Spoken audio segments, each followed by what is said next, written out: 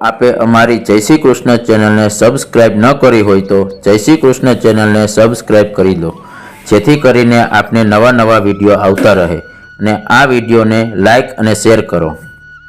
આંશિક વિકાસ નહીં પરંતુ સમગ્ર રૂપમાં વિકાસ એની યોજના છે કે અધૂરો વિકાસ થાય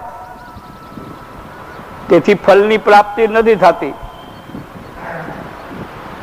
પરંતુ પૂર્ણ વિકાસ મનુષ્યનો થાય એના માટેનું એક મેથડ જેને કહેવાય એવી બતાવે છે આપણને મહાપ્રભુજી. અને એ મેથડ 5000 વર્ષ પહેલા ભગવદ્ ગીતામાં ભગવાન કૃષ્ણએ બતાવેલી છે. એટલે પ્રભુની અને મહાપ્રભુની એક વાક્યતા સિદ્ધ થાય છે. મહાપ્રભુજીના ગ્રંથોને ગીતાજીની તુલના કરતા કરતા જો એનો વિચાર કરવામાં આવે તો સમગ્ર રૂપમાં વિકાસ કેમ થાય માનવનો એના ઉપાયો અને સચોટ ઉપાયો બતાવવામાં આવ્યા છે. હવે આપણે વિકાસની થોડી વાત વિચારીએ કે એક મનુષ્યની આઈડેન્ટિટી પરિચય પૂરેપૂરો કેવી રીતે છે. એક એની બોડી, દેહ ઇન્દ્રિયો, એ પછી એની બુદ્ધિ બ્રેઇન, અને ત્રીજું એનું હૃદય. શરીરનો વિકાસ થઈ જાય, માણસ યોગા કરવા માંડે, એક્સરસાઇઝ કરવા માંડે, શરીર સેંડા જેવું થઈ જાય મજાનું સ્વસ્થ, પરંતુ બુદ્ધિ ના હોય તો એકલું શરીર પુષ્ટ થઈ જાય પરંતુ બુદ્ધિ અપુષ્ટ રહીએ તો એ વિકાસ તો કે નથી એમ કેમ કહેવાય? શરીરનો વિકાસ કહેવાય પરંતુ એ મનુષ્યનો થોડો વિકાસ થયો કહેવાય, પૂર્ણ વિકાસ ના કહેવાય. એનાથી આગળ બુદ્ધિનો વિકાસ થાય તો શરીરનો એ વિકાસ થયો અને બુદ્ધિનો પણ વિકાસ થયો, પરંતુ હૃદયની અંદર હૃદય વિકસિત ના થાય તો પણ વિકાસ અધૂરો છે. એટલે ભગવાને જે આત્મ કલ્યાણને માટે કે બીજા શબ્દોમાં વિકાસને માટે જે માર્ગો પ્રગટ કર્યા છે એ માર્ગો ભલે અનેક પ્રકારના હોય. ગીતામાં પણ 18 રસ્તાઓ બતાવ્યા છે, 18 યોગ. પરંતુ એ જેટલા પણ માર્ગો બતાવ્યા છે દુનિયાભરના કોઈ બી ધર્મના યા કોઈ બી સંપ્રદાયના, એ બધા પ્રકારો 3ની અંદર જ એનો અંતર્ભાવ થઈ જાય છે: કર્મ, જ્ઞાન અને ભક્તિ. તો એ 3 માર્ગો, કર્મ માર્ગ, જ્ઞાન માર્ગ અને ભક્તિ માર્ગ, આ 3 માર્ગો છે. આપણે એને વિશ્લેષણ કરીએ જરા તો એક તો કર્મ માર્ગ અને કર્મ યોગ, આ 3નો ભેદ સમજવો પડશે. આ 3ના ભેદને આપણે સમજીએ તો જ્ઞાન માર્ગ અને જ્ઞાન યોગ, એમ ભક્તિ માર્ગ અને ભક્તિ યોગ, આ 3 વસ્તુ. તો ભગવાન ગીતાજીની અંદર જયારે કર્મ યોગ બતાવે છે, લખ્યું તો છે કે 3જો અધ્યાય કર્મયોગ, પરંતુ ભગવાન કર્મયોગ સમજાવવાને માટે પેલા કર્મ સમજાવે છે, પછી કર્મ માર્ગ સમજાવે છે અને પછી કર્મયોગ તરફ લઈ જાય છે. તો કેવળ મનની અંદર તોર આવી અને જે કઈ સૂજે એ કરવા માંડીએ આપણે તો એ કર્મ કહેવાય. અને એક પ્લાનિંગ થી આપણે કોઈ કર્મ કરીએ તો એ કર્મ માર્ગ કહેવાય. અને એક કર્મ માર્ગના વિકાસ કરતા કરતા જ્યારે એ કર્મ માર્ગ પેલા આદિ ભૌતિક સ્તરમાં શરૂ થાય, પછી એમાં જ્ઞાનનું મિશ્રણ થતા આધ્યાત્મિક સ્પિરિચ્યુઅલ બની જાય, અને પછી પરમાત્માની આરાધનાનો જ્યારે એમાં સંયોગ થાય છે ત્યારે પછી એ કર્મ યા કર્મ માર્ગથી ના થઈ શકે, એમાં કર્મ યોગ જોઈએ. તો યોગની જરૂર ક્યારે પડે?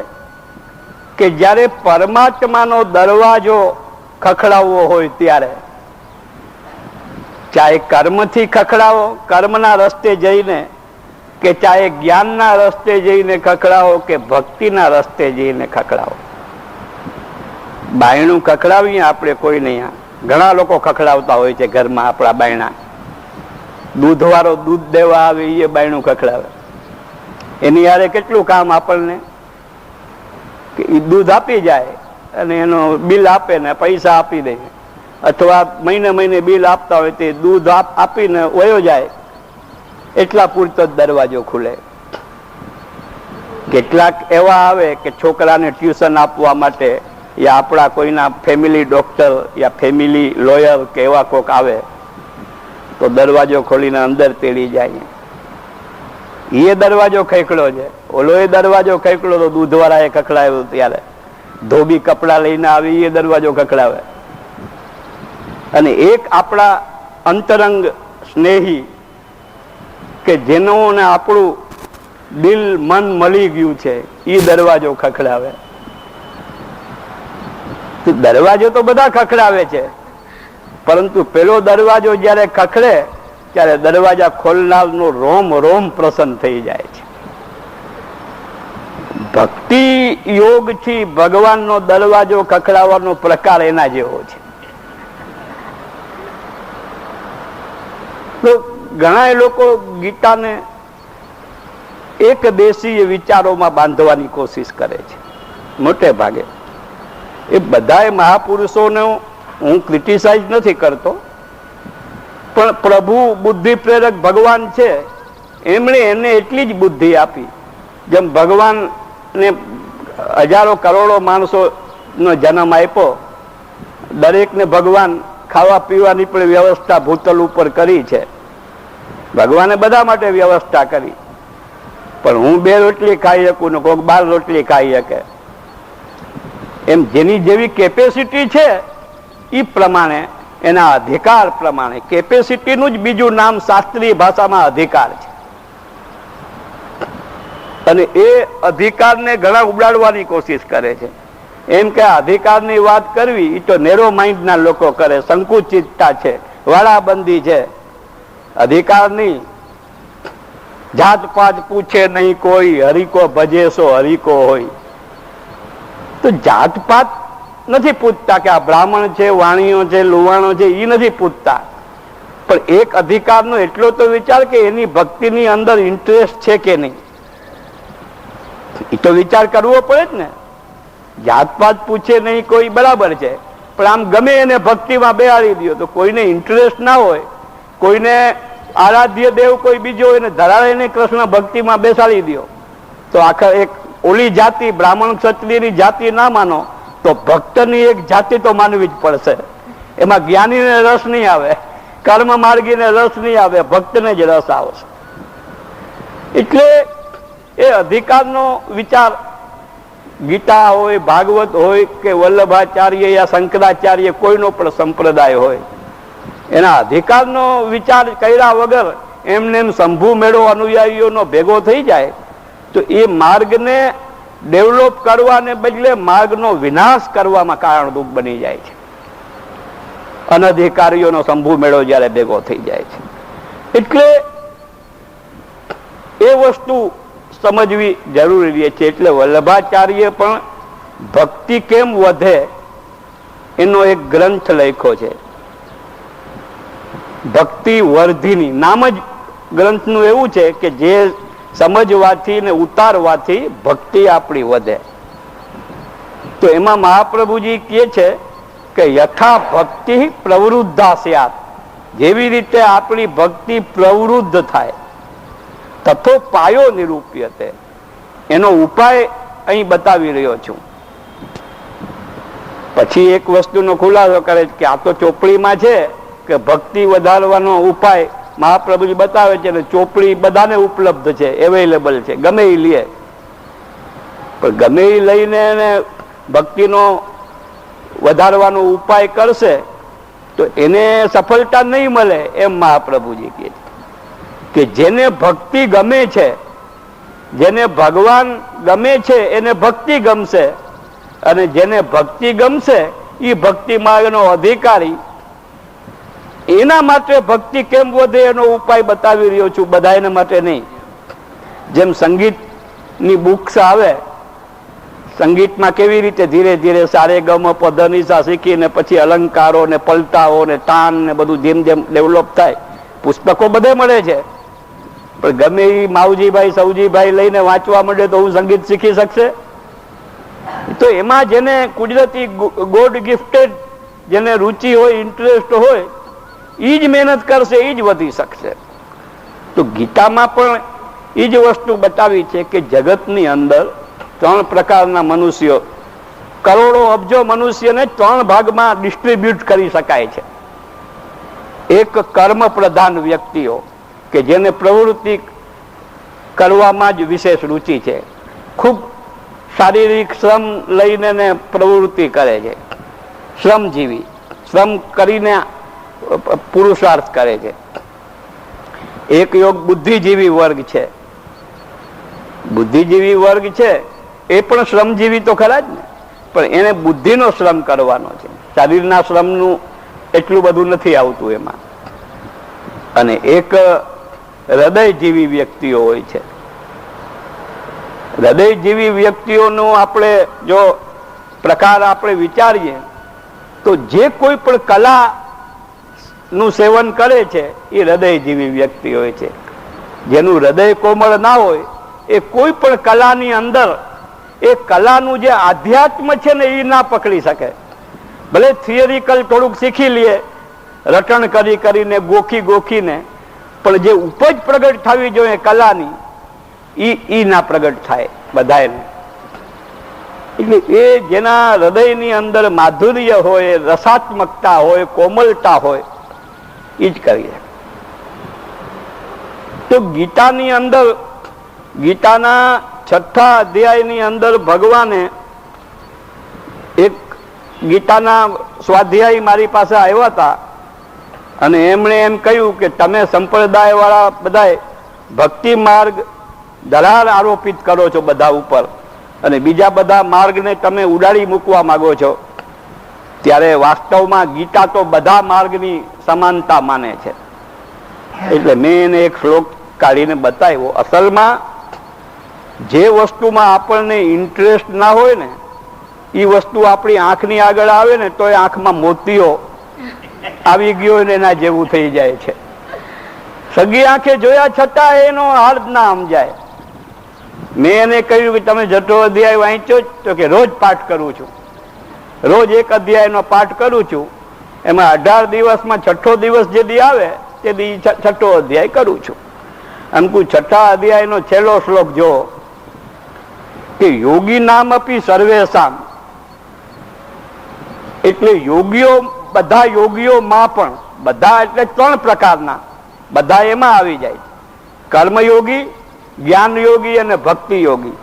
યોગી નામ આપી બહુવચન, એટલે બધા યોગીઓમાં, એટલે કર્મ, જ્ઞાન અને ભક્તિ જે યોગ કહેવાય છે એમાં મદગતે નાંતરાત્મના, જેના આત્માની, હૃદયની, બુદ્ધિની, દેહની, ઇન્દ્રિયોની બધાની ગતિ મારી ભક્તિમાં જેની થઈ ગઈ છે. શ્રદ્ધાવાન ભજતે યો મામ તમે યુક્ત તમો મત. યુક્ત શબ્દ નો સામાન્ય અર્થ થાય લાયક, અને યુક્ત ના હોય એ અયુક્ત કહેવાય. અયુક્ત શબ્દ શિષ્ટ શબ્દ છે, પણ અશિષ્ટ ભાષામાં અયુક્ત શબ્દનું ટ્રાન્સલેશન કરવું હોય તો નાલાયક શબ્દનો ઉપયોગ થાય. કોકને આપણે કહેવું કે અયુક્ત કરો તમે તો બહુ ખોટું નહીં લાગે, પણ નાલાયક કહેશો તો મારવા દોડશે. બેનો મતલબ પાછો એક જ થાય છે. તો યુક્તનો મતલબ લાયકાત, યોગ્યતા. તો કર્મયોગ જેને સિદ્ધ કર્યો યોગ્ય છે. કર્મયોગમાં આગળ વધી અને જ્ઞાન યોગ પણ સિદ્ધ કર્યો કર્મની સાથે સાથે તો યુક્ત તર છે. અને જો ભક્તિ યોગ પણ સિદ્ધ કર્યો તો યુક્ત તમ છે. જેમ ઇંગ્લિશમાં ગુડ, બેટર અને બેસ્ટ આવે છે, એનો મતલબ યુક્ત, યુક્તતર અને યુક્તતમ એમ થાય છે. તો અહીં ભગવાન ક્લિયર કટ લેંગ્વેજમાં કહે છે કે શ્રદ્ધાવાન ભજતે યો મામ સમે યુક્ત તમો મત. જે શ્રદ્ધાવાન છે એ શ્રદ્ધાપૂર્વક મને જે ભજન કરે છે મારું, એટલે હૃદયથી મારું રટણ કરે છે, હૃદયમાં મારા પ્રેમને વાગોળે છે, એ યુક્તતમ છે, શ્રેષ્ઠતમ છે. એ યોગીમાં પણ પરમ યોગી જેને કહી શકાય એવો તો ભક્તિ યોગી જ છે. એટલે ગીતાકાર કોઈ વ્યક્તિ કર્મ થી આગળ બુદ્ધિનો ઉપયોગ જ નથી, બુદ્ધિ કામ જ નથી કરતી, એવાઓને માટે કર્મયોગ શ્રેષ્ઠ માને છે. પરંતુ જેની શરીરની સાથે સાથે બુદ્ધિ પણ થોડીક ગ્રાસ્પિંગ કરી શકે છે, તો પછી જ્ઞાન યોગની કર્મયોગી હોવા છતાં પણ એને જરૂર પડે છે. કારણ કે જેમ જેમ જ્ઞાન થતું જાય એમ એમ કર્મ વિશુદ્ધ બનતું જાય, અને કર્મ વિશુદ્ધ બની જાય જ્ઞાન યોગથી, અને એ કર્મ રસિક બની જાય, રસ અંદર આવવા માંડે. એવું ત્યારે બને કે જ્યારે હૃદય ખીલે, હૃદયનો કમલ ખીલે ત્યારે. તો એ ભક્તિ. એટલે આ શ્લોકની અંદર ભગવાને સ્પષ્ટ કહ્યું કે તપસ્વી ભ્યોધિકો યોગી. જે તપસ્યા બહુ કરતો હોય ને એના કરતા એ ખાલી તપસ્યા કરતો હોય અને એક યોગી બનીને તપસ્યા કરતો હોય, ખાલી સેવા કરતો હોય અને એક યોગી બનીને તપસ્યા. આપણે ત્યાં મરજાદ જે છે ને એ ભક્તિ યોગી કહી શકાય એને. મરજાદી એમ કહે એને ભક્તિ યોગી કહી શકાય, પુષ્ટિ ભક્તિ યોગી કહી શકાય.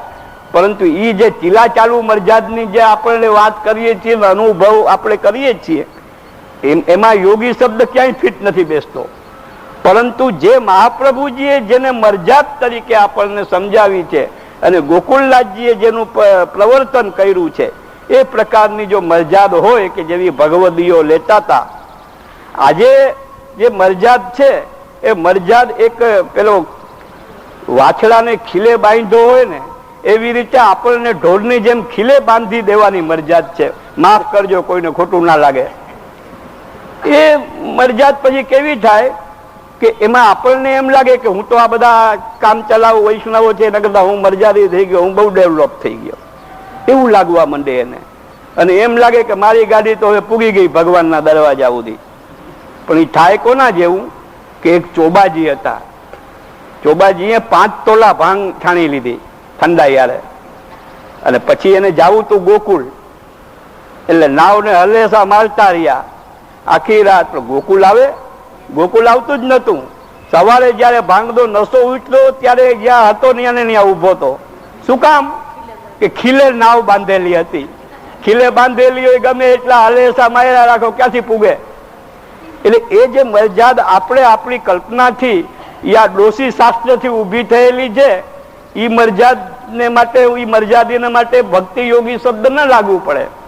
પરંતુ ગીતામાં જે ભગવદીઓના લક્ષણ બતાવ્યા છે 12મા અધ્યાયમાં 14મા શ્લોકથી 20મા શ્લોક સુધી, અને શ્રીમદ ભાગવતના 11 સ્કંદમાં ઉદ્ધવજીને ઉપદેશ આપતા ભગવાને જે ભગવદીઓના લક્ષણ બતાવ્યા છે, એવા લક્ષણો આપણી સેવા દ્વારા, આપણું શ્રવણ દ્વારા, આપણા કીર્તન દ્વારા, આપણા સ્મરણ દ્વારા, પાદ સેવન, અર્ચન, વંદન, દાસ્ય, સખી, આત્મનિવેદન કોઈ પણ પ્રકારે જ્યારે પ્રગટ થાય છે ત્યારે ભક્તિ યોગી જ્યારે થઈ જવાય છે.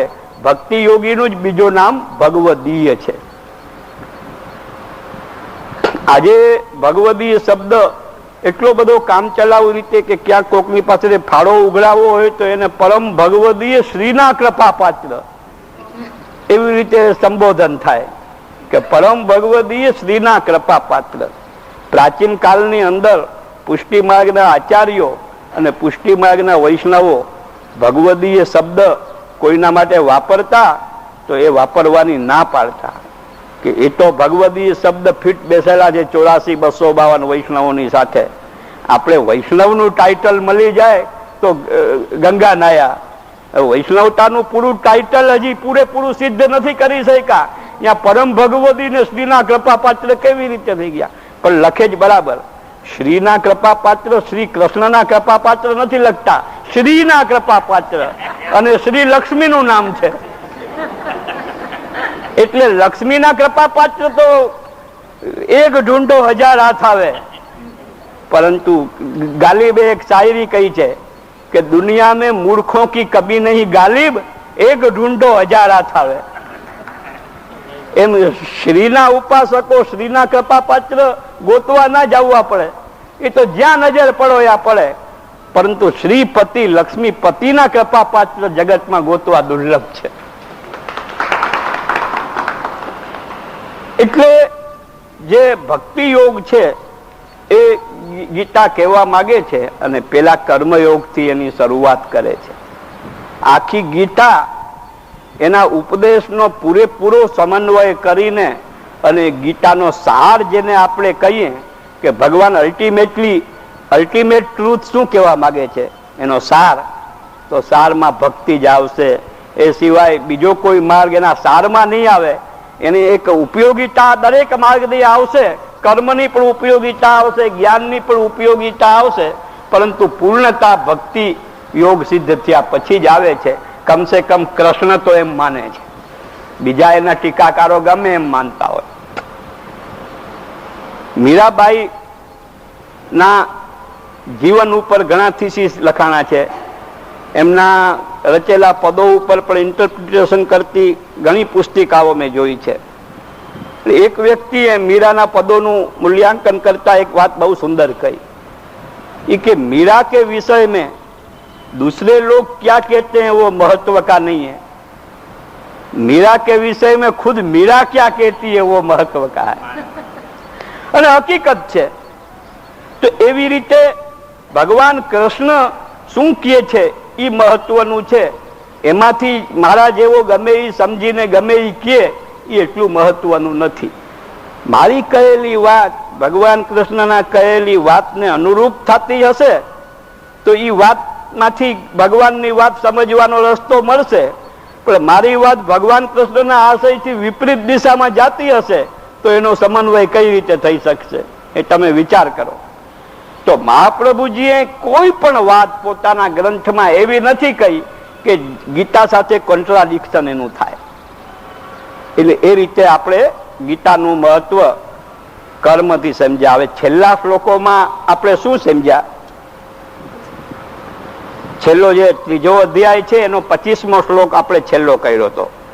એ છેલ્લા શ્લોકને એકવાર જોઈને પછી આગલા 2 શ્લોક કરીએ. શું પૂછ્યું?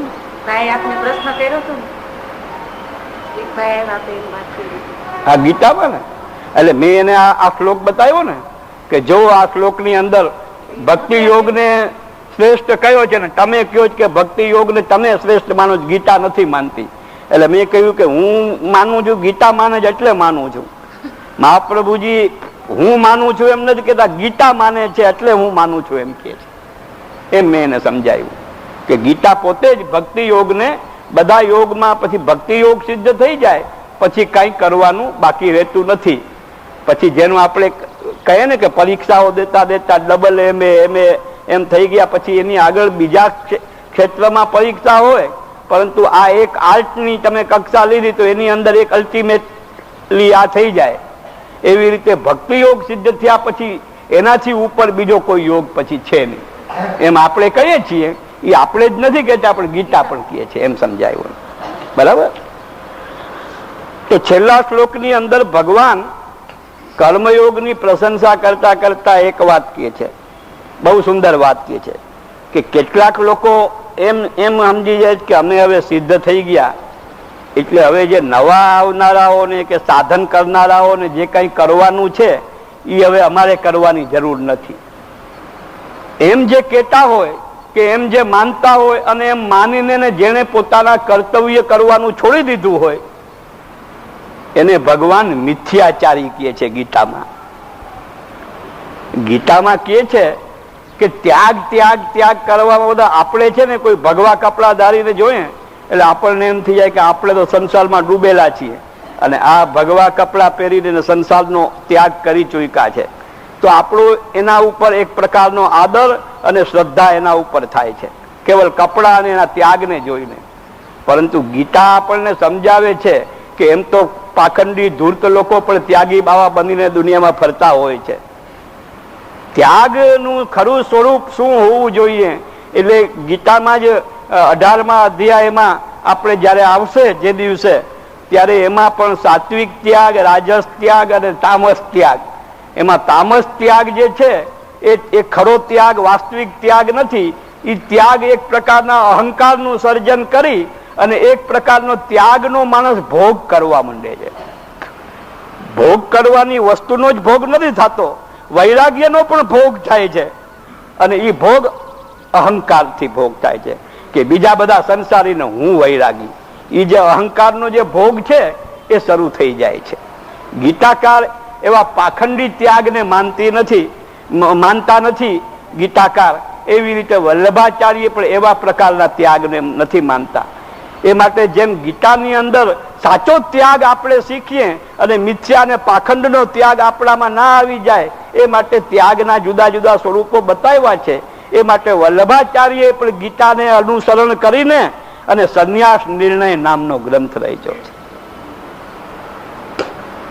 હવે આ શ્લોકની અંદર ભગવાન એમ કહે છે કે બીજા બધા તો ઠીક કે જે સિદ્ધ થઈ ગયા હોય એ બધા કોઈ મારી અંશ સ્વરૂપ છે, કોઈ કલા સ્વરૂપ છે, કોઈ વિભૂતિ રૂપ છે, મારી શક્તિઓ છે બધી. કોઈમાં ચાલાની શક્તિ મૂકી જ, કોઈમાં આઠાની શક્તિ મૂકી જ, કોઈમાં બાળાની શક્તિ મૂકી જ, કોઈમાં 15.5 શક્તિ મૂકી જ. પણ 16 શક્તિ જ્યારે પરબ્રહ્મ પોતે અવતાર ધારણ કરે છે કૃષ્ણના રૂપમાં, ત્યારે 16 પ્રકારની કલાઓ, 16 કલા પૂર્ણ અવતારી કહેવાય છે. આ વાત ગીતા પણ કહે છે અને ભાગવત પણ કહે છે. ગીતામાં કહે છે કે મત્ત પરતરમ નાન્યત કિંચિદસ્તિ ધનંજય, મારાથી પર બીજું કાંઈ છે નહીં. અને ભાગવતમાં કહે છે કે એતે ચાંસ કલા પુંસ કૃષ્ણસ્તુ ભગવાન સ્વયં. એટલે અવતાર ભૂમિ ઉપર સંસાર વાસનાથી, કર્મ વાસનાથી જન્મ લેતા વ્યક્તિઓનો પણ જન્મ થાય છે. અને જેને કોઈ વાસના નથી એવા મહાપુરુષોનો પણ જન્મ થાય છે, કલાકારોનો પણ જન્મ થાય છે, વિભૂતિઓનો પણ જન્મ થાય છે. એમ ક્યારેક ક્યારેક આ બધી વિભૂતિઓ, આ બધી શક્તિ જેની અંદર રહેલી છે એ શક્તિમાનનો પણ જન્મ થાય છે. એટલે એ શક્તિમાન પણ જન્મે ભૂતલ ઉપર. તો ભગવાન એમ કહે છે કે હું પરબ્રહ્મ કૃષ્ણ એ પણ જ્યારે અવતાર લઈને જન્મું ભૂતલ ઉપર તો મારે પણ કર્મ કરવા પડે એમ કહે છે. જો હું કર્મ ના કરું તો મારી દેખાદેખીથી, કારણ કે મહાન વ્યક્તિ જગતમાં કોઈ હોય એને ઘણા લોકો પોતાનો આદર્શ માની લે છે. એ જેમ કહે એ પ્રમાણે ચાલવાની તૈયારી બતાવનારા હજારો લોકો તૈયાર થઈ જાય. હવે એ વ્યક્તિનું જો આચરણ દૂષિત હોય તો દૂષિત આચરણની નકલ પણ માણસ કરવા માંડે છે. એટલે ભગવાન કહે છે કે જો મને કોઈ જરૂર નથી, કોઈ ચીજ મારે જોતી નથી, અને જોતી હોય તો એવી કોઈ વસ્તુ નથી કે જે મને અવેલેબલ ના હોય, છતાં પણ હું કર્મ કરું છું. જો હું કર્મ ના કરું તો પ્રજા પણ અકર્મી બની જાય. અકર્મીનો પડ્યો કાણો આપણે આ કહેવત છે કે જે કાંઈ મેળવું હોય બધું એ કાણા પડ્યામાંથી બહાર ઢોળાઈ જાય. એટલે ભગવાન કૃષ્ણ કોઈને પણ અકર્મી બની જાય એમ નથી ચાહતા.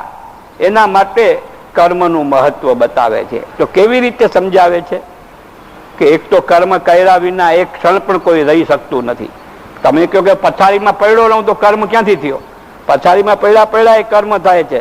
પથારીમાં પડખું નથી ફેરવતા, બગાસું નહીં લ્યો, પથારીમાં પડ્યા આંખ ખોલવી, આંખ વીંચવી, પથારીમાં પડ્યા તો છીક નહીં ખાવ, પથારીમાં પડ્યા ખાંસી આવશે તો ખાંસી નહીં ખાવ, પથારીમાં પડ્યા કાંઈ નહીં કરો તો વિચાર નહીં કરો જાગતા હોય તો, અને નીંદર આવી જાય તો સારું સપનું આવશે. કર્મ કર્યા વિના જ્યાં સુધી શ્વાસ આપણા શરીરની અંદર છે ત્યાં સુધી એક ક્ષણ પણ કર્મ કર્યા વગર આપણે રહી નથી શકતા. તો કે છે કે જયારે કર્મ કર્યા વગર રહી જ નથી શકતા આપણે, તો પછી એ કર્મ જયારે સમજીને કરીએ તો પશુ પક્ષી જે છે એને કોઈ કર્મ કરે છે, એ પણ પોતાનું પેટ ભરવા માટે એ પણ કર્મ કરે છે, પણ એને કર્મ કરવા માટે વિચાર શક્તિની બહુ જરૂર નથી હોતી. અને મનુષ્યને ભગવાને વિચાર શક્તિ આપી છે, તો એ વિચાર પણ કરી શકે છે કે કયું કર્મ કરવાથી મને ફાયદો થશે, કયું કર્મ કરવાથી મને નુકસાન થશે. ચાહે ખાવાનું કર્મ હોય, ચાહે જોવાનું કર્મ હોય, ચાહે ચાલવાનું કર્મ હોય, કે તારે હાથના ઉપયોગ રાખીને જે કાંઈ કર્મ થતા હોય એના બે નફો નુકસાન બે છે. સારું પણ થઈ શકે અને ખરાબ થઈ શકે. આ ને આ હાથ છે એનાથી આપણે ઠાકોરજીની સેવા એ કરીએ છીએ અને આ ને આ હાથ મલમૂત્ર ધોવામાં એ કામ આવે છે. હકીકત છે. એટલે કર્મ દ્વિપક્ષી છે. સારું એ થઈ શકે છે, ખરાબ એ થઈ શકે. ભગવાને બુદ્ધિ ભગવાન મનુષ્યને એ માટે આપી કે સારા નરસાનો વિવેક શીખાડી શકે. એટલે એ માટે કર્મની શુદ્ધિને માટે એમાં જ્ઞાનનો સમન્વય જરૂરી બની જાય. તો જ્ઞાનના બે પ્રકાર છે, એક સાંખ્ય જ્ઞાન અને એક યોગ લક્ષિત જ્ઞાન. આ બે જ જ્ઞાનની ના પ્રકારો છે. તો સાંખ્ય જ્ઞાન યોગ માર્ગનો ત્યાગ બતાવ્યો છે. એટલે ભગવાન 5મા અધ્યાયમાં અર્જુનના એક પ્રશ્નના જવાબમાં ભગવાન કહે છે, અર્જુન કહે છે કે એક બાજુથી તમે જ્ઞાનની પ્રશંસા કરો છો, 4થા અધ્યાયમાં ચોખ્ખું કહ્યું કે જ્ઞાનાગ્નિથી કર્મની વાસનાને ભસ્મ કરી નાખ. તો અર્જુન કે આ જ્ઞાનાગ્નિ તો હું એની જ વાત કરતો હતો. યુદ્ધ ભયંકર કર્મ છે અને મારામાં જ્ઞાન પ્રગટ થયું કે મારે હિંસા નથી કરવી. તો હું તો તમે કયો જ ઈ જ કરવા માંગતો હતો, તમે કાંઈ એનો વિરોધ કરો? ત્યારે ભગવાન એને સમજાવે છે કે કર્મનો ત્યાગ માણસ કરી દે અથવા કર્મ કરતો રહીએ નિષ્કામ થઈને ફલની આશા રાખ્યા વિના, બેયથી જે ઠેકાણે પહોંચવાનું છે ને એ જ ઠેકાણે કર્મ ત્યાગી પણ પહોંચાડે છે ને કર્મ યોગી પણ પહોંચાડે છે. આટલું જ કહીને અટકી નથી જતા. એમ કે કર્મ ત્યાગ કરીને પહોંચવાનો રસ્તો છે ને એ કંટક વાળો છે, એ અઘરો છે, એને જીરવવો સહેલો નથી. પણ કર્મયોગ થી પહોંચવાનો જે રસ્તો છે ને એ સહેલો છે. એટલે એ સહેલો રસ્તો તો છે જ, ઉપરાંત એનો ફાયદો એ છે કે ઓલા કંટક વાળા રસ્તે ચડી ગયા ને તો એ રસ્તામાં ભક્તિનો સમન્વય કોઈ દી ના થઈ શકે. પણ કર્મયોગનો રસ્તો છે એ ભક્તિના સમન્વયને માટે પ્રશસ્ત થયેલો છે. એટલે ભગવાન વખાણ કરે છે. ભગવાને ડાયરેક્ટ કે ઇનડાયરેક્ટ ભક્તિ ની જ વાત કરવી છે અને ભક્તિથી જ પૂર્ણતા આવે એ વાત ભગવાનને સિદ્ધ કરવી છે. એટલે એક યુક્તિથી નહીં, અનેક યુક્તિઓથી ભક્તિને જ સિદ્ધ કરવા માંગે છે. અને એ જ રસ્તો મહાપ્રભુજી અપનાવ્યો છે કે એ પણ દરેક યુક્તિઓથી ભક્તિની જ પ્રશસ્તિ કરે છે. તો આ 25મા શ્લોકમાં ભગવાને જે કહ્યું કે કર્મ ભગવાન કદાચ જન્મે ભૂતલ ઉપર તો એને પણ લોક કલ્યાણકારી કર્મો એક આદર્શના રૂપમાં બીજાના માટે આદર્શ બને એના માટે કરતા રહેવું જોઈએ.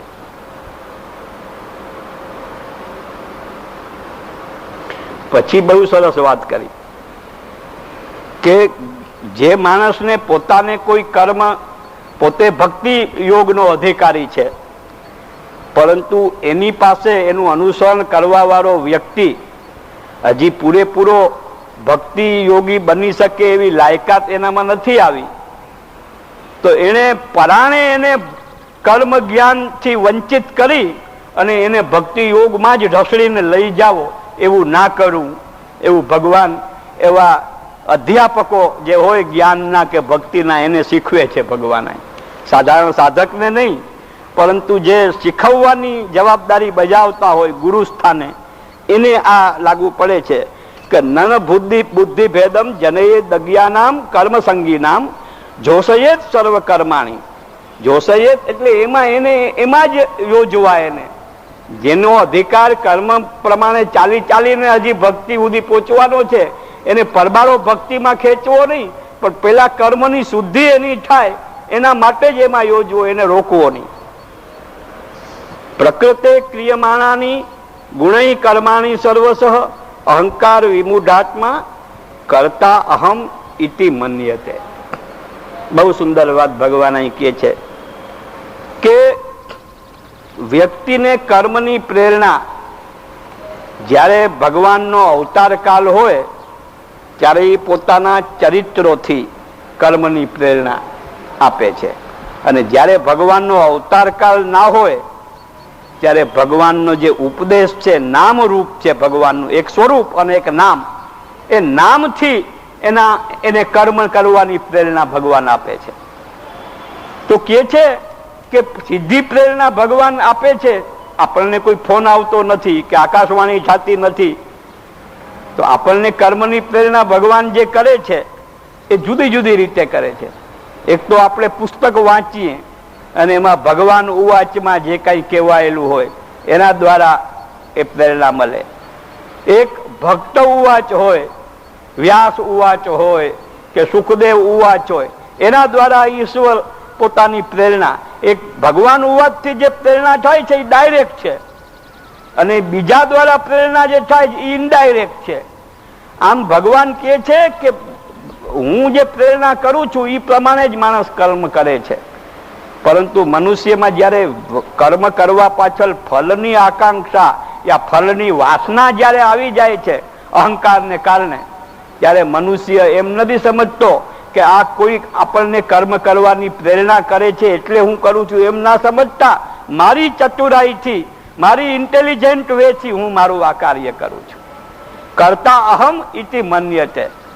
ત્યારે આ જે કર્મ યોગ જ્યારે જીવનની અંદર આવી જાય છે ત્યારે પેલો ફટકો અહંકારને લાગે છે, અને મનુષ્યની ઈ જે વૃત્તિ કે આ હું કરું છું, તું કર, હું કરું, તું કરું, એ બધું છૂટી જાય. હું એ નથી કરતો, તું એ નથી કરતો, તે કરે છે, ઈ જાતનું પેલું આવી જાય છે.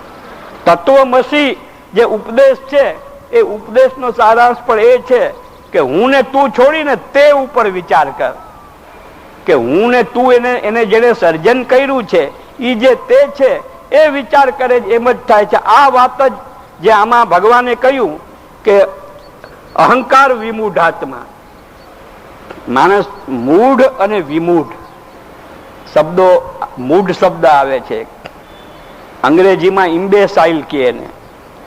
મૂઢ જે છે એક મૂઢ, મૂઢતર અને મૂઢતમ. જે મૂઢતમ હોય એ વિમૂઢાત્મા કહેવાય. તો વિમૂઢાત્મા શબ્દ નો તમે વિચાર કરો ને તો આત્મા મૂઢ નથી થઈ શકતો. આત્મા તો સ્વયં પ્રકાશ, શુદ્ધ બુદ્ધ મુક્ત સ્વરૂપમાં છે. દરેકનો આત્મા, તમારો, મારો યા એક પશુ પક્ષીનો આત્મા પણ શુદ્ધ બુદ્ધ મુક્ત છે. પરંતુ આપણું જે મન છે એ મનની અંદર વિકાર અને વાસનાઓને કારણે એ આત્માનું સ્વરૂપ ઢકાઈ જાય છે. અને એ જેમ જેમ આપણો અહંકાર ગહન થતો જાય એમ એમ મૂઢ હોય, પછી અહંકાર વધારે પ્રગાઢ થતો જાય એમ એમ મૂઢતર બની જાય માણસ, અને મૂઢતરમાંથી મૂઢતમ બની જાય. જ્યારે મૂઢતમ બની જાય પછી એને જેને ભગવાન દુર્ગ્યા અસુર કહે છે એવા લોકો શાસ્ત્રની ભાષાથી પછી સમજતા નથી, એ પછી શસ્ત્રની ભાષા જ વાપરવી પડે. દુર્યોધનને સમજાવવાની કેટલી ઋષિ મુનિઓએ કોશિશ કરી, ખુદ ભગવાન પણ સમજાવવા ગયા, પણ દુર્યોધન શાસ્ત્રની ભાષા ના સમજો. એ તો ભીમની ગદાથી એની સાથળ તૂટી, એ લેંગ્વેજને જેને ઉકેલી. તો એવી રીતે એનું કારણ શું કે એનો અહંકાર પ્રગાઢ થઈ ગયો છે. તો એવી રીતે જ્યારે જેનો અહંકાર પ્રગાઢ થઈ જાય તો એના મનમાં એમ થાય કે આ હું કરું છું. તો હું કરું છું એમાં રાગ ઉત્પન્ન થાય છે, તું કરે છે એમાં દ્વેષ કરે, દ્વેષ પેદા થઈ જાય. જો માણસની મેન્ટાલિટી કેવી છે, એક સારી વાત હું કહેતો હું તો વાહ વાહ, પણ ઈ ને એ વાત સારી વાત કહીને હું કહેતો હું, મારો કોઈ બીજો ભાઈ કહેતો હોય તો મને એમ થાય કે અરે હાવ ખોટો છે. અરે પણ તું કહેતો તો ત્યારે સાચું હતું, અને પેલો ઈને એ વાત કે છે એમાં ખોટો કેવી રીતે થઈ ગયો? આવું ક્યારે બને કે આ પ્રકારનો જે અહંકાર, કે જે વિષમતા લક્ષી અહંકાર બને.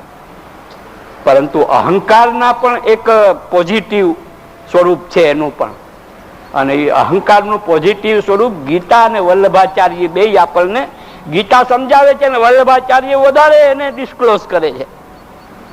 અને ઈ છે ગીતાની અંદર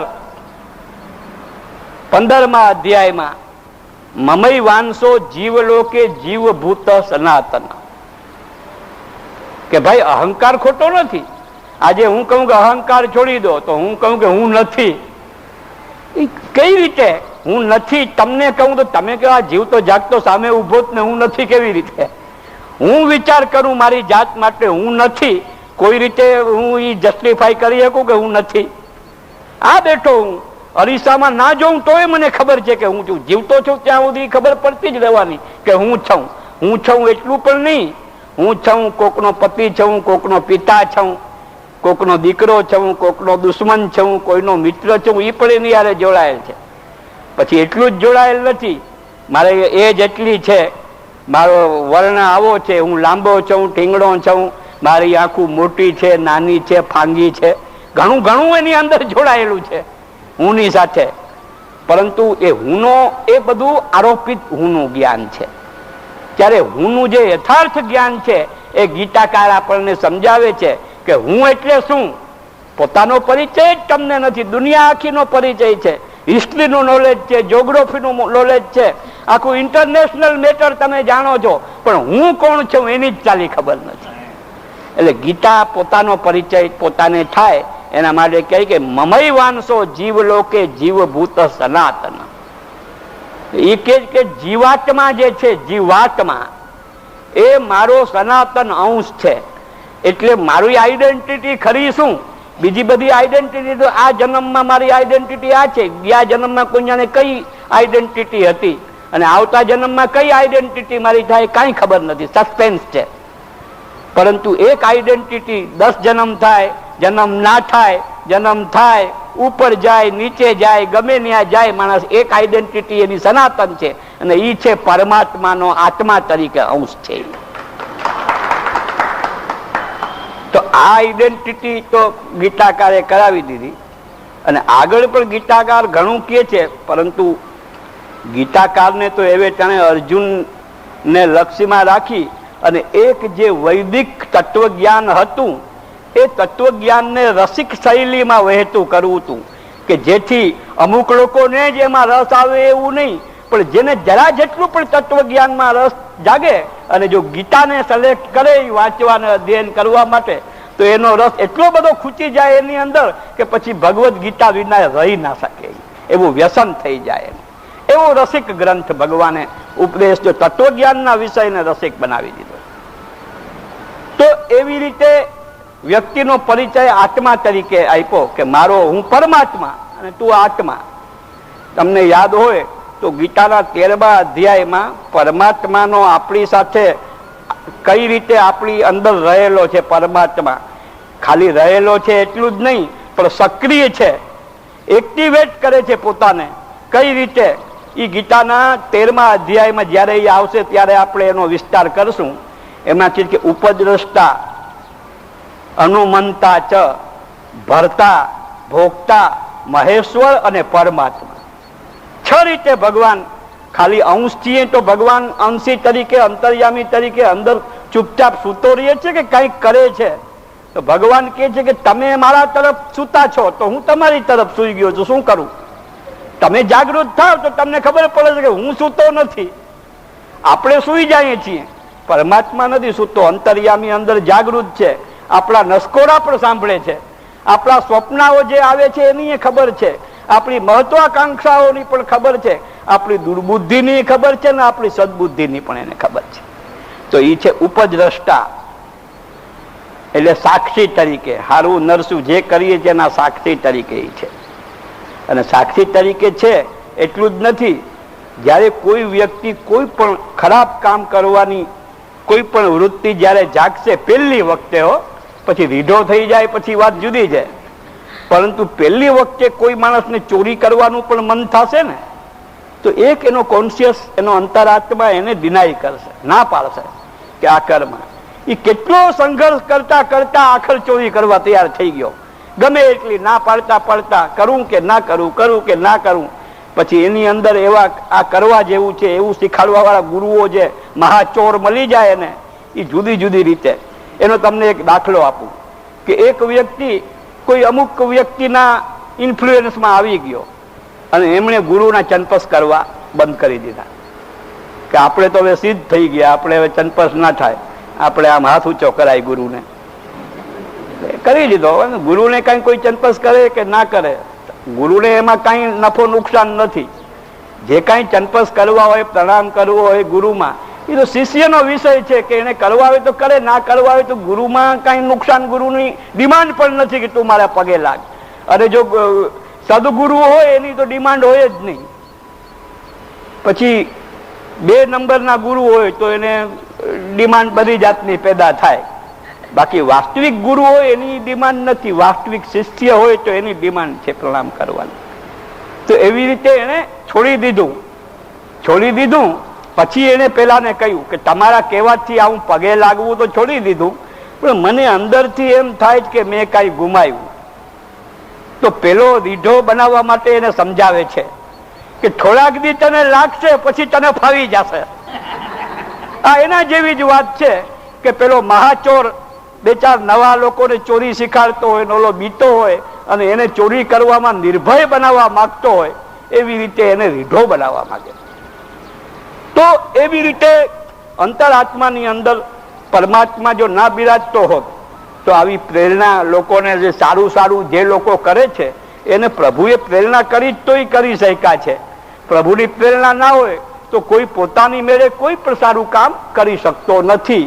એમ ખરાબ કામ પણ કોઈ વ્યક્તિ પોતાની તાકાતથી નથી કરી શકતો. પ્રભુએ એવી પ્રેરણા એને આપી કે એને સારું કામ સૂચતું જ નથી. અલ્ટિમેટલી વિચારો તો પ્રભુની એક લીલા છે. લીલા મીન્સ એક ફિલ્મ બને છે. એક ડાયરેક્ટરે એક ફિલ્મ બનાવી. ફિલ્મની અંદર એકને વિલન બનાવ્યો, એકને હીરો બનાવ્યો, એકને કેરેક્ટર રોલ આપ્યો, એકને હિરોઈનનો રોલ આપ્યો, એકને હિરોઈનની માનો રોલ આપ્યો. આ બધા રોલ પોતપોતાના બજાવે છે, પરંતુ ઇન્વોલ્વમેન્ટ એનું છે એમાં ક્યાંય. વિલન બન્યો હોય, હાચેનો વિલન હોય તો જેલમાં કે ફાંસી ચડી ગયો હોય.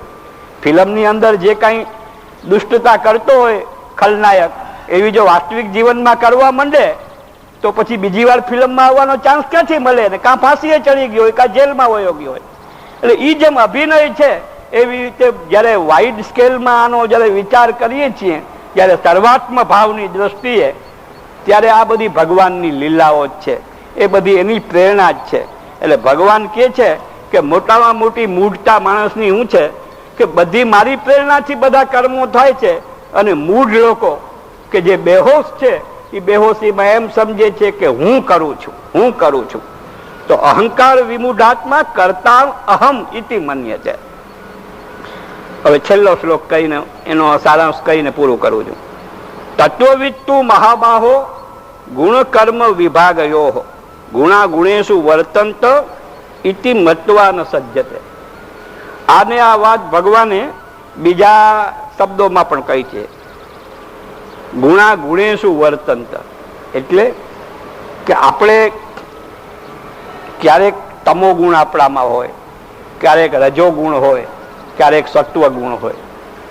આ બધું આવતું જાતું રહે છે. જેમ બપોર તડકો હોય, સાંજે ઠંડક હોય, રાત્રે શાંતિ હોય, એમ અવસ્થા પરિવર્તન થતી રહે જ ને. એમ મનુષ્યના મનની ઉપર પણ રજોગુણ, તમોગુણ અને સત્વગુણ આના પ્રભાવો પડતા રહે છે. અને એ પ્રભાવોને જ્યાં સુધી વ્યક્તિ આધીન છે ત્યાં સુધી સગુણ કહેવાય. અને જ્યારે એ આ 3 પ્રકારના ગુણોને પોતાના આધીન કરી લે કે પોતાની ઈચ્છા થાય ત્યારે જ તમોગુણ કરે, પોતાની ઈચ્છા થાય ત્યારે જ રજોગુણ કરે, પોતાની ઈચ્છા થાય ત્યારે જ સત્વગુણ કરે, એવી જ્યારે એના ઉપરની માલિકી જ્યારે વ્યક્તિની ગુણો ઉપર આવી જાય છે, પછી એ વ્યક્તિને નિર્ગુણ કહેવામાં આવે છે. કેટલાક લોકો નિર્ગુણનો મતલબ ગુણ વિનાનો તો એ માણસની કોઈ વેલ્યુ જ ના કહેવાય. નિર્ગુણનો અર્થ ગુણ વિનાનો નથી થતો, પણ એ ગુણોને આધીન નથી, ગુણોને પોતાને આધીન કરી લીધા છે. એ નિર્ગુણ, શાસ્ત્રીય ભાષામાં એને નિર્ગુણ કહેવાય.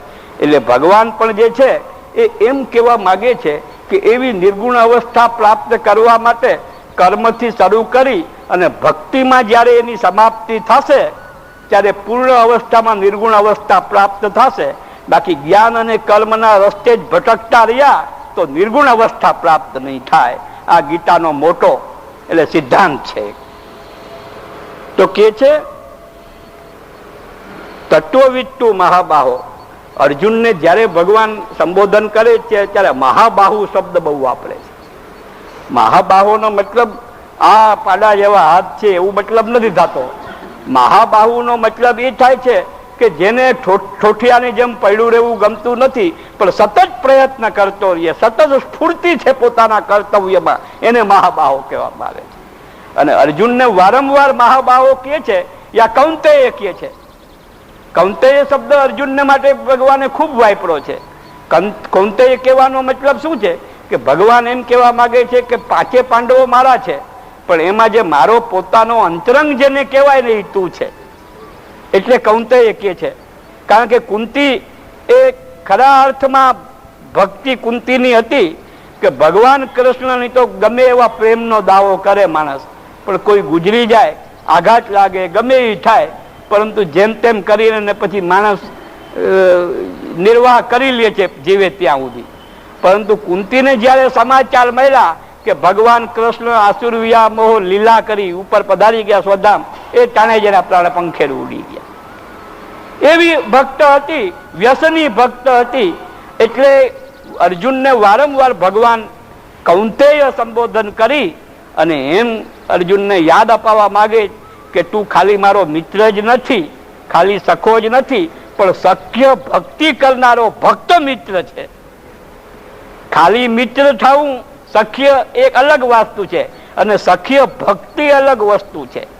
સખ્ય ભક્તિ જ્યારે આવે છે ત્યારે એ પછી આત્મનિવેદન, છેલ્લી ભક્તિ પછી સિદ્ધ થઈ જ જાય છે, પછી કઈ કરવાનું બાકી રહેતું નથી. તો ઉપદ્રષ્ટા તરીકે, અનુમંતા તરીકે, ભરતા તરીકે, એટલે આપણો જીવન નિર્વાહ ભરણ પોષણ કરનાર તરીકે, ભોગતા તરીકે, પરમેશ્વર તરીકે અને પરમાત્મા તરીકે, આ બધી રીતે પરમાત્મા આપણી અંદર વસેલ છે. એટલે આપણો આત્મા છે એ પરમાત્માનો અંશ છે. આ આપણો પરિચય ગીતાકારે આપ્યો. અને વલ્લભાચાર્ય કહે છે કે તમે પ્રશ્ન કરશો કે આ ભગવાનનો અંશ છે, એ આ ખોડિયા સિવાય આત્મા એ ભગવાનનો અંશ છે. ખોડિયું ભગવાનનો અંશ છે એમ નથી કીધું. સમજવા જેવી વાત છે કે જીવાત્મા એ મારો સનાતન અંશ છે. તો જીવાત્મા અંદર જે ચેતના છે આપણી, જેને કારણે એ આત્મા. તો પછી આ ખોડિયું કોનો અંશ? આપણે કહીએ કે માતા પિતાનો અંશ છે, બરાબર વાત છે. એ વૈજ્ઞાનિક રીતે ભૌતિક વિજ્ઞાનથી સિદ્ધ થાય એમ છે. પરંતુ બોડી જે છે એ માતા પિતાનો અંશ છે, પણ એ પરંપરાથી વિચાર કરો તો માતા પિતાની બોડી એના માતા પિતાનો અંશ, એના માતા પિતાની બોડીનો અંશ એના માતા પિતાનો, એમ કરતા કરતા એના મૂળ સુધી પહોંચીએ તો પાછો ભગવાન જ આવે છે. એટલે ભગવાનના મૂળમાંથી સદ, ચિદ અને આનંદ 3 છે. તો આપણું ખોડિયું છે એ ભગવાનનું સદઅંશ છે. સદ અંશ એ આપણું ખોડિયું છે. ખોડિયાની દ્રષ્ટિએ પણ ભગવાનનો અંશ છે આપણે. એટલે આપણે જ નહીં, આપણા પિતા પણ ભગવાનનો અંશ, આપણા પિતામહ પણ ભગવાનનો અંશ. એમ પરંપરાથી સદચિદ આનંદ એ 3 તત્વોનો જ્યારે આપણે પૃથક્કરણ કરીને ભગવદ અંશતાનો વિચાર કરીએ છીએ તો આપણું ખોડિયું એ ભગવાનનો સદ અંશ છે. આપણી જે ચેતના છે એ ભગવાનનો ચિદ અંશ છે. અને આપણી જે અંદરથી પ્રેમ વગેરેનો ઉમળકો અને અંદરથી જે કલાત્મક ઊંડી સૂઝબૂઝ છે એ ભગવાનનો આનંદ અંશ છે. આ રીતે આપણા જે અહંકાર છે એ અહંકારની સાચી આઈડેન્ટિટી ભગવાન આત્મા તરીકે આપે છે કે તારી ખરી આઈડેન્ટિટી હું આત્મા છું છે. પણ તો આપણને પ્રશ્ન થાય કે બોડી સહિત આત્માની આઈડેન્ટિટી શું? આ તો બોડી વિનાનો આત્મા, એની આઈડેન્ટિટી એ થઈ, પણ શરીર સહિત આપણો આત્મા, એનો પરિચય શું? તો વલ્લભાચાર્ય સમજાવે છે કે દાસોહમ, પરમાત્મા મારો સ્વામી છે અને હું એનો દાસ છું. એ જે આપણો પરિચય આપણે આપીએ એ આ બોડી સહિત આપણો પરિચય છે. અને હું ભગવાનનો અંશ છું એ કેવલ આત્માનો પરિચય છે. આ રીતે ગીતા જે કાંઈ કહે છે એ વસ્તુ કેટલી જલ્દી હૃદયની અંદર આરૂઢ થાય અને આરૂઢ થયા પછી આપણા જીવનના દરેક સ્તરમાં એ ઉપદેશ કઈ રીતે સમન્વિત થઈ જાય, કઈ રીતે એ ભક્તિનો જે ઉપદેશ છે એ રસાયણના રૂપમાં આપણા જે છે તન મનની અંદર ફેલાઈ જાય એ પ્રકાર ગીતાના આધારે જ વલ્લભાચાર્યએ આપણને બતાવ્યો. તો આ છેલ્લા શ્લોકમાં ભગવાન કહે છે કે હે મહાબાહો અર્જુન, ગુણ વિભાગ અને કર્મ વિભાગ. કર્મ વિભાગ એટલે ઘણી રીતે કર્મના વિભાગો થઈ શકે છે. એક તો બ્રાહ્મણનો કર્મ, ક્ષત્રિયનો કર્મ, વૈશ્યનો કર્મ, શૂદ્રનો કર્મ. આ કઈ વાળાબંધીની વાત નથી આ જાતિમાં. કારણ કે આ 4 જાતિ આદિકાલથી ચાલી આવે છે. તમે કહો કે તો ભારતમાં જ છે, અમેરિકામાં ક્યાં બ્રાહ્મણ, ક્ષત્રિય, શૂદ્ર, વૈશ્ય છે? એના લક્ષણોનો વિચાર કરો તો આ 4 વર્ગ દુનિયા આખીમાં છે. અનિશ્વરવાદી જે દેશો છે ને, સામ્યવાદી દેશો, એમાં પણ આ 4 જાતિ છે. તમને મેં એકવાર સમજાયું તો આજ ફરી કહું, જવા દો ને. એમાં સમજાયું છે કે એક વર્ગ શિક્ષકનો એક વર્ગ દુનિયા આખીમાં છે કે નહીં? ચાહે રશિયા હોય, ચાહે અમેરિકા હોય, ચાહે એશિયા, અમેરિકા, આફ્રિકા, યુરોપ, કોઈના પણ દેશ હોય, એક વર્ગ શિક્ષકોનો છે કે નહીં? તો બ્રાહ્મણ વર્ગની નો પરિચય જ એ હતો કે એ સમાજને શિક્ષા પ્રદાન કરે, એ બ્રાહ્મણ. વલ્લભાચાર્ય કહે છે કે આ જાતિ કર્મથી છે, જન્મથી નથી. એમ શાસ્ત્રોએ જે કહ્યું છે એ વાત વલ્લભાચાર્યએ સમજાવી છે નિબંધના સર્વ નિર્ણય પ્રકરણમાં. તો એક શિક્ષક વર્ગ છે, આખી દુનિયામાં છે. બીજો શાસક વર્ગ છે, લીડર જેને કહેવાય, નેતાઓનો છે કે નહીં આખી દુનિયામાં. પછી વેપારી વર્ગ અને ચોથો મજૂર વર્ગ. એવી દુનિયાનો કોઈ દેશ છે કે આમાંથી એક વર્ગ ના હોય? એવો કોઈ દેશ હોય તો બતાવજો મને. પછી તો આદિવાસી જ્યાં વસતા હોય, ગમાર લોકો, ત્યાં કદાચ આમાંથી એકે વર્ગ ના હોય, જાનવરો જેવા. એ વાત જુદી છે. બાકી આમ જરાક પણ ડેવલપ થયેલો મનુષ્ય જ્યાં હોય, સમાજ મનુષ્યનો, ત્યાં 4 વર્ગની જરૂર પડે. આ 4 વર્ગ એકબીજાની પૂર્તિ કરનારા છે. આમાંથી એક જો મજૂર વર્ગ ના હોય તો શું આ બધા મજૂરી કરી શકે એમ છે? નેતાઓ મજૂરી કરવા એકે તૈયાર થશે? શિક્ષકને કહેશો કચરો વાળી જાય, ફટકારશે, ગુરુનું અપમાન કરે છે. એટલે આ બધા 4 વર્ગ ભગવાને બનાવ્યા છે, ગુણ કર્મ વિભાગ સહ. એમ 4 જાતિની વાત જયારે આગળ કરશે ભગવાન, ત્યારે એમ જ કહે છે કે મેં આ ચાતુર્વર્ણ્યમ મયા સૃષ્ટમ, મેં જે ચતુર્વર્ણ બનાવ્યા એ ગુણ કર્મના વિભાગથી બનાવ્યા. આજે તો આપણે બ્રાહ્મણને ઘેર જન્મો એટલે બ્રાહ્મણ, વાણિયાને ઘેર જન્મો એ વાણિયા, એ રીતે જ સમજીએ છીએ. ત્યારે એના કર્મોને લીધે એ બ્રાહ્મણ, ક્ષત્રિય, શુદ્ધ, એને મહાપ્રભુજી દેવતા કહે છે. બ્રહ્મ દેવતા, ક્ષાત્ર દેવતા, વિષ દેવતા અને ક્ષુદ્ર પણ દેવતા છે. ત્યારે આ ક્ષુદ્રને દેવતા તરીકે ન સમજ્યા એટલે પછી એક વર્ગ બ્રાહ્મણનો એવો બની ગયો કે એ અંત્ય જ છે, હરિજન છે, એમ કરીને એને નિગ્લેક્ટ કરવા બેઠા. એમાંથી આ વિષમતામૂલક જાતિવાદ આખો ઉભો થઈ ગયો. એટલે ગીતા તો બહુ સિસ્ટમેટિક અને સાયન્ટિફિક વેથી આપણને બધી વસ્તુ સમજાવે છે. તો આ ગુણ અને કર્મના વિભાગથી જે છે એ મનુષ્યની અંદર સત્વ, રજ, તમ એ ગુણ છે. અને કર્મના વિભાગ, ક્ષત્રિય હોય તો ક્ષત્રિયના કર્મો, બ્રાહ્મણ હોય, શિક્ષક હોય તો શિક્ષાના કર્મો. આ બધા કર્મોના વિભાગથી જે છે એ મનુષ્યો કર્મ કરે છે. અને એમાં જે અહંકાર આવી જાય કે આ કર્મ હું કરું છું, તો એને સમજવું જોઈએ કે આ કર્મ તને ભગવાને આ અધિકાર આપ્યો અને એવી ઇન્સ્પિરેશન તારામાં મૂકી, એ ઇન્સ્પિરેશન તને કર્મ કરાવે છે.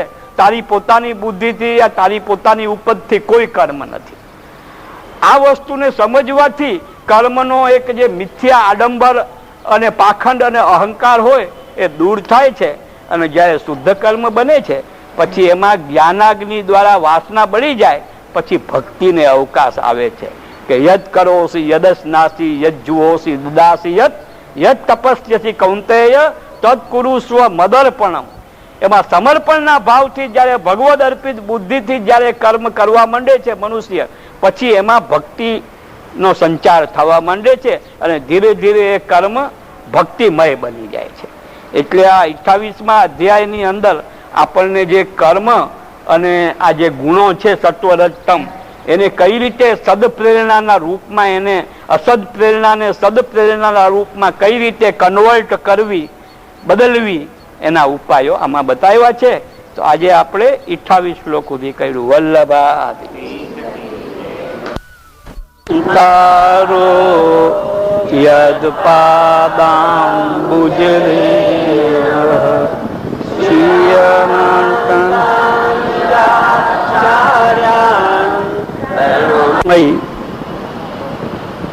કૃષ્ણાયાત ભૂત કર્મણે રૂપ નામ વિભેદેન જગત ક્રીડતિ યો યતઃ. પાઠશાલાના પ્રિય ભાઈ બહેનો, અહીં ઉપસ્થિત થઈને અને આ સત્સંગના વાતાવરણને વધારે પરિપુષ્ટ બનાવવા માટે આપ લોકોને હાર્દિક અભિનંદન આપું છું.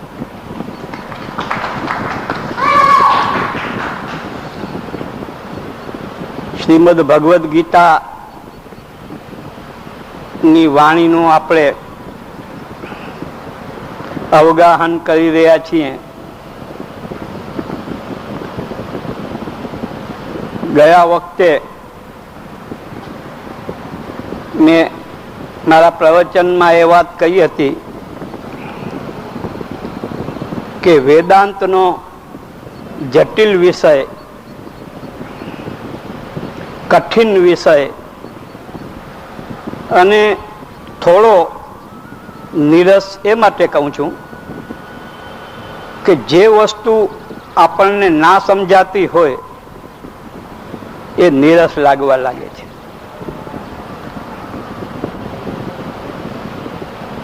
સંસ્કૃતમાં કોઈ વાતો કરતો હોય અને કોઈને ના સમજાતું હોય તો એને એ વાર્તાલાપ રસિક હોવા છતાં નીરસ લાગે છે.